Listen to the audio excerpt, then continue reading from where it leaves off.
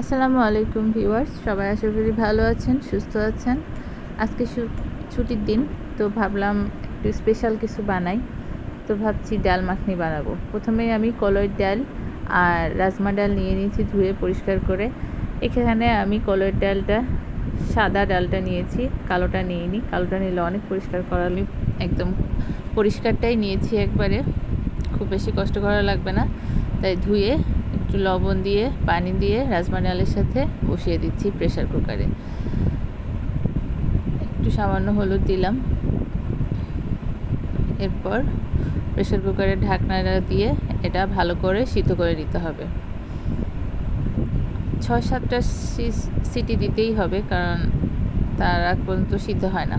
রাজমা ডালটা সিদ্ধ হতে একটু সময় লাগে। দুটো দিয়ে প্রেসার চুলাটা ধরিয়ে দিলাম। ডালটা সিদ্ধ করে এই যে নামিয়ে রাখছি।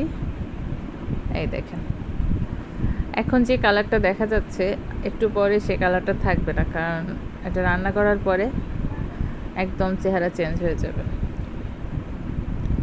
তো কড়াইয়ে প্রথমেই দিয়ে দিচ্ছি বাটার। ডাল মাখনি বাটার ছাড়া হবেই না, অবশ্যই বাটার দিতে হবে। পরিমাণ মতো বাটার দিয়ে দিলাম।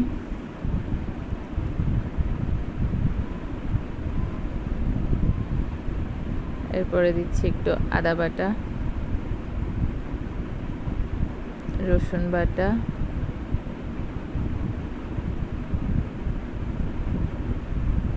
একটু সামান্য রসুন আর পেঁয়াজ বাটাটা দিয়ে দিলে হবে। অনেকে পেঁয়াজ রসুন বাটা দেয় না, কিন্তু আমি দিই, এটা আরও বেশি মজা হয়। এবার দিচ্ছি পোস্তদানা বাটা, আর এখন দিচ্ছি সরিষা বাটা। যে কোনো সরিষা বাটা দিলেই হবে। তো সরিষা বাটা যতটুকু দিব তার থেকে একটু বেশি পরিমাণে দিব পোস্তদানা বাটা। এবার এই মশলাটা একটু ভেজে নিব বাটারে, নেড়ে চেড়ে সুন্দর করে ভাজতে হবে।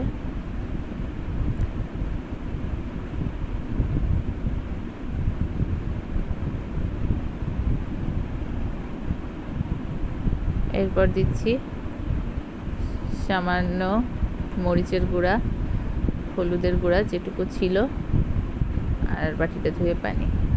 আর এখানে দিচ্ছি কাশ্মীরি লঙ্কা গুঁড়া, যেটাতে ডাল মাখনির কালারটা সুন্দর হবে। মরিচের গুঁড়া খুব বেশি দিব না, আর কাশ্মীরি লঙ্কা গুঁড়া একটু বেশি দিব, কারণ এটা শুধু কালারের জন্যই লাগে, আর এটাতে বেশি একটা ঝাল হয় না। এখন একটু গরম মশলার গুঁড়া দিয়ে দিচ্ছি। এটা গরম মশলার তেলে ভেজে গুঁড়ো করে রাখা ছিল, সেটা একটু দিয়ে দিলাম। এখন একটু নাড়াচাড়া দিয়ে এর মধ্যে টমেটো কুচিগুলো দিয়ে দিচ্ছি।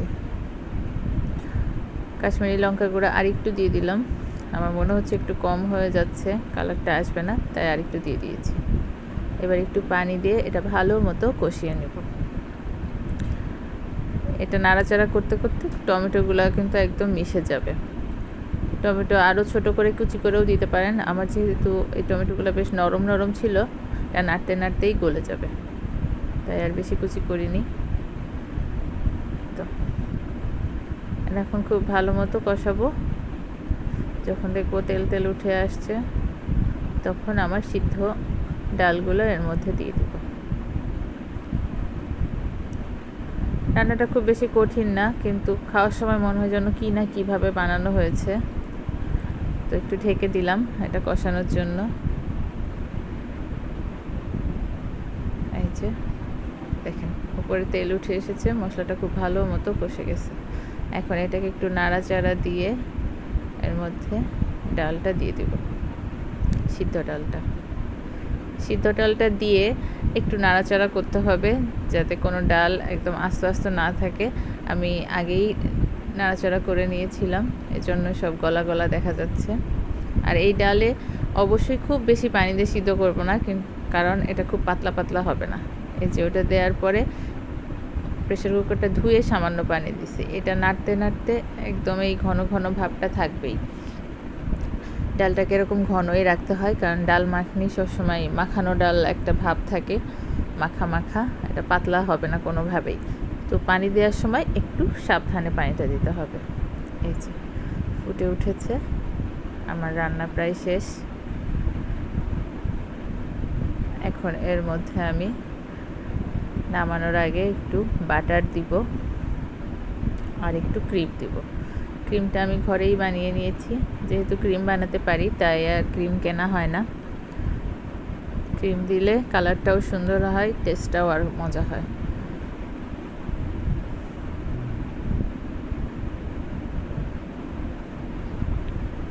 বাসায় ঝটপট খুব মজাদার এই ডাল মাখনিটা আপনারা বানাতে পারেন, তাহলে আর রেস্টুরেন্টে যেয়ে এত টাকা খরচ করে খাওয়ার লাগে না। এটাতে কিন্তু খুব বেশি খরচ হয় না। এই যে বাটার দিয়ে দিয়েছি, এবার একটু নেড়ে দিচ্ছি।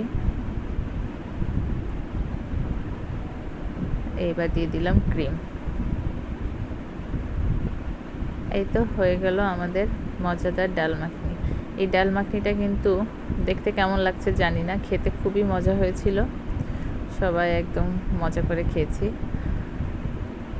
আপনারাও ট্রাই করবেন বাসায়, আশা করি ভালো লাগবে। সবাই সুস্থ থাকবেন, ভালো থাকবেন, আর আমার চ্যানেলের সাথেই থাকবেন। আল্লাহ হাফেজ।